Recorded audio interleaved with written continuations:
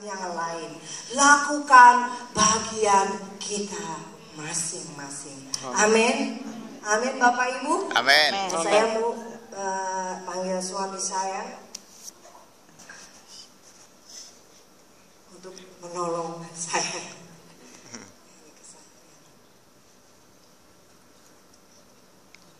Sebelum saya kesaksian, saya mau nyanyi satu lagu. Bagaimana Tuhan memulihkan saya dan mengampuni saya. Boleh minta tolong?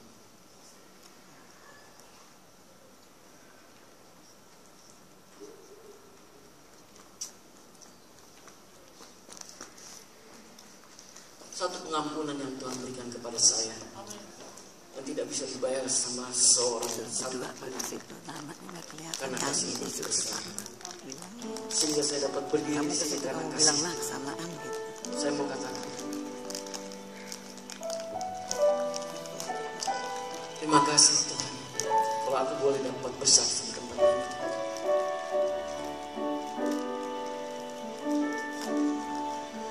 Betapa besar kasih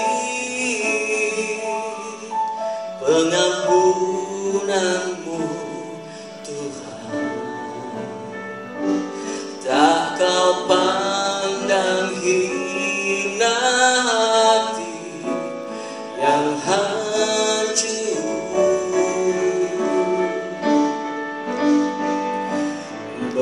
Berterima kasih kepadamu ya Tuhan, pengampunan yang kau beri pulihkanku.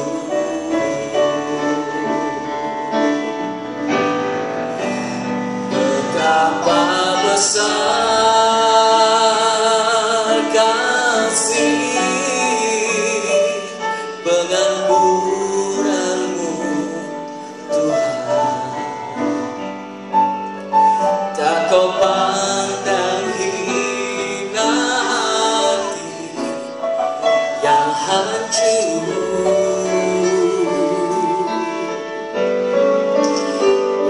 Berterima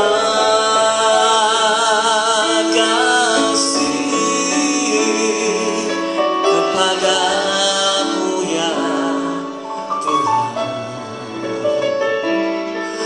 pengampunan yang kau beri pulihkanku.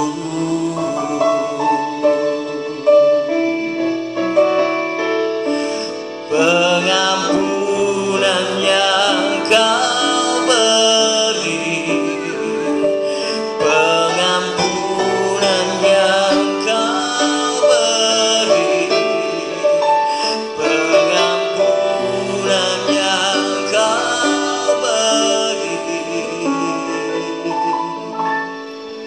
pulihkanku.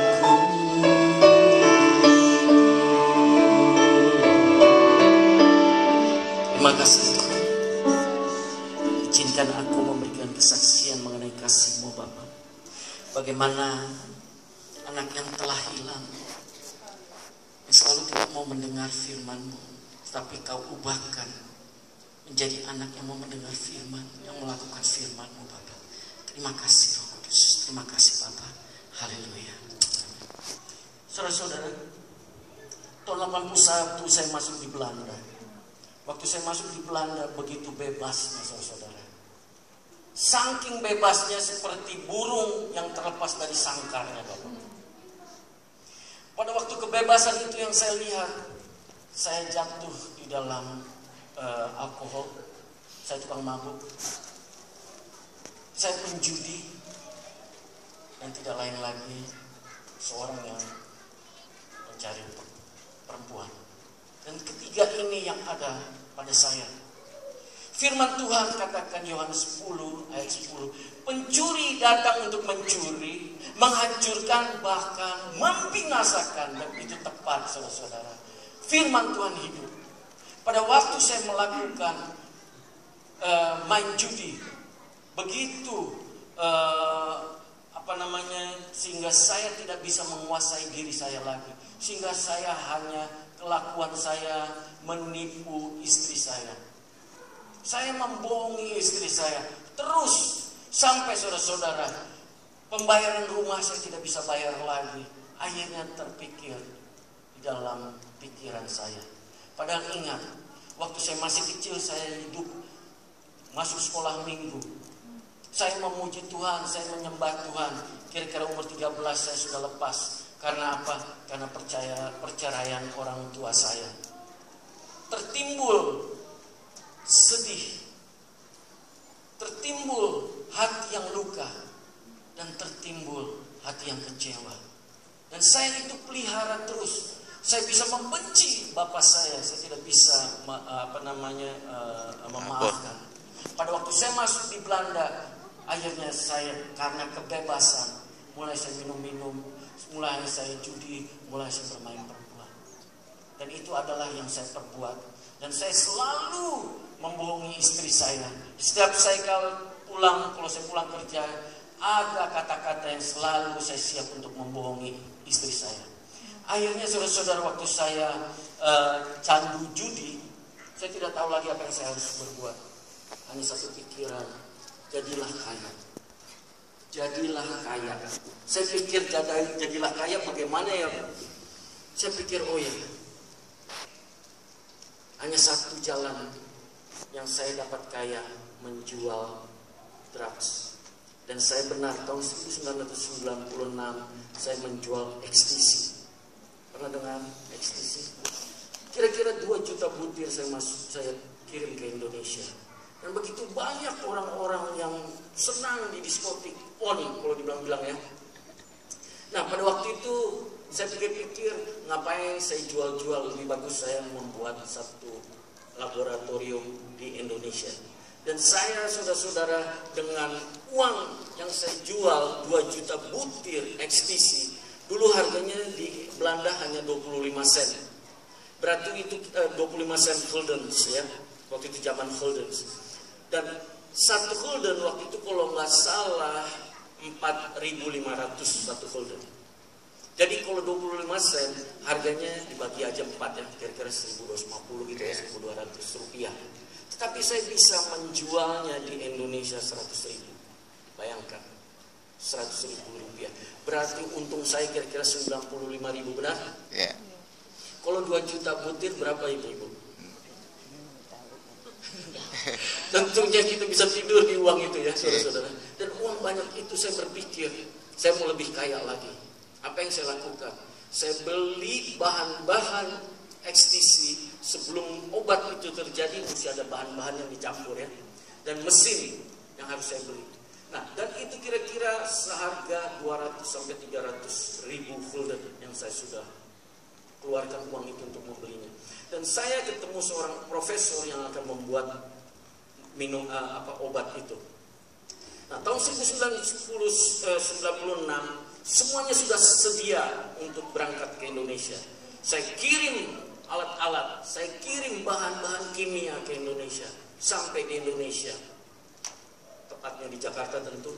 Tetapi yang saya tujukan laboratorium yang kita buka adalah di Sukabumi pada waktu itu. Dan saya sudah dapat kabar bahwa barang-barang sudah ada di Jakarta. Saya datang ke Indonesia. Waktu saya masuk ke Indonesia, kira-kira 3 hari di Indonesia. Dan saya juga bawa obat-obat di tubuh saya, kira-kira 16.000 di dalam jaket. Nah, 16.000 itu saya kasih teman saya untuk menjualnya. Dan semuanya sudah terjual di diskotik, saudara-saudara. Tetapi waktu saya minta uangnya, saya nggak dapat uangnya, saudara-saudara. Karena apa?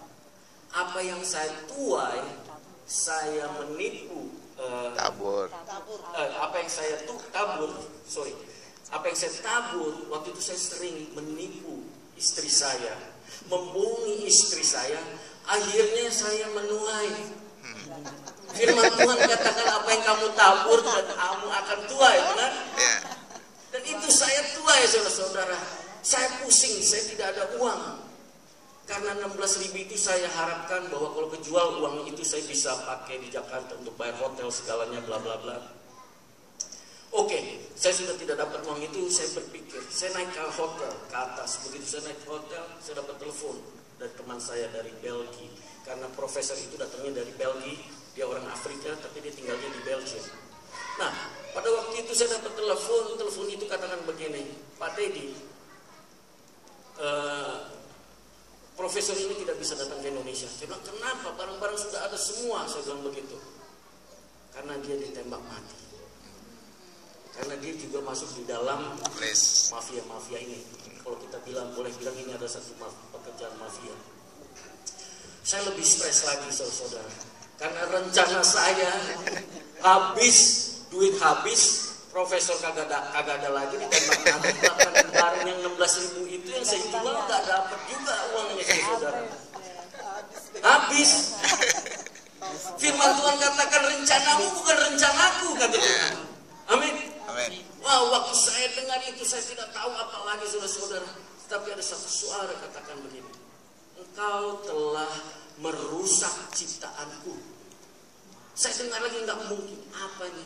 Barang udah pergi semua, duit kagak ada, tapi suara halus katakan engkau telah merusak ciptaanku. Saudara-saudara, saya tersungkur, saya katakan Tuhan ampuni saya. Tadi yang main keyboard betul. Kalau saya dialuni dengan keyboard, saya akan masuk satu pujian kepada Tuhan karena saya percaya pada waktu kehidupan kita, saudara-saudara, Tuhan tuh nggak kemana-mana. Tuhan tuh dekat sama kita. Dari waktu saya katakan, waktu saya masih kecil, saya masih sekolah minggu nyanyi kebesaran Tuhan. Saya masih bernyanyi, saya berdoa. Karena Roma 10 ayat 9 dan 10 katakan begini. Kalau engkau percaya dengan mulutmu bahwa Yesus Kristus adalah Tuhan dan percaya di dalam hatimu bahwa Yesus Kristus Tuhan mati dan dibangkitkan. Roma 10 ayat 8 katakan begini. Firman tidak jauh dari mulutmu, ada di dalam hatimu. Dari kecil waktu saya telah mendengar firman Tuhan dan firman itu tidak pernah berubah saudara-saudara. Amin. Dengan kemuliaan kepada Tuhan. Karena janji Tuhan tidak pernah berubah, janji Tuhan, dan Tuhan tidak pernah mengabaikan. Dia katakan begini, aku tidak akan tinggalkan engkau seperti anak yatim piatu. Aku tetap bersama. Pada waktu aku dengar Tuhan katakan engkau telah merusak ciptaan.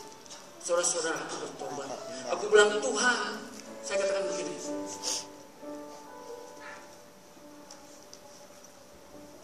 Katakan begini kepada Tuhan, Tuhan ampuni Tuhan. Baru saya menyadari bahwa manusia adalah ciptaan Tuhan. Apa yang saya perbuat, yang saya jual itu merusak seseorang.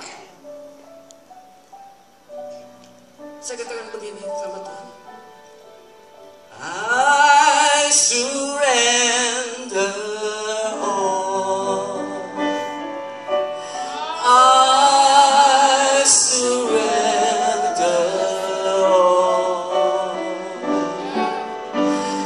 All to Thee, my blessed Savior.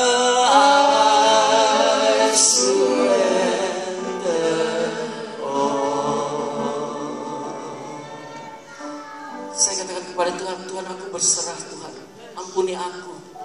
Dan itu tadi aku katakan, saya bernyanyi kepada Tuhan, betapa besar pengampunan Tuhan. Waktu saya minta ampun kepada Tuhan, saya pulang ke Indonesia, ke Belanda.